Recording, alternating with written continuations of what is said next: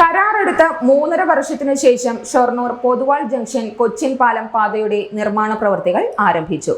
SMP ജംഗ്ഷനിൽ തൃശൂർ പാത പൂർണ്ണമായും അടച്ചാണ് നിർമ്മാണ പ്രവൃത്തികൾ നടത്തിയത്. റെയിൽവേ മേൽപ്പാലം മുതൽ SMP കവല വരെയുള്ള പാതയുടെ പ്രവൃത്തികൾ ആദ്യം പൂർത്തിയാക്കി. SMP ജംഗ്ഷനിൽ പാത അടച്ചതോടെ യാത്രക്കാർ വെട്ടിലായി. കൊച്ചിൻ പാലത്തിനപ്പുറവും ഇപ്പുറവും ബസ്സുകൾ നിർത്തിയായിരുന്നു യാത്രക്കാരെ കയറ്റിയത്. പാതയുടെ പ്രവൃത്തികൾ നടക്കുന്ന പ്രദേശത്തുകൂടി 1 കിലോമീറ്ററോളം യാത്രക്കാർ നടന്നു. വലിയ വാഹനങ്ങൾക്ക് ഈ പാതയിലൂടെ പോകുന്നതിന് നിരോധനമുണ്ടാകുമെന്നായിരുന്നു അറിയിപ്പ്.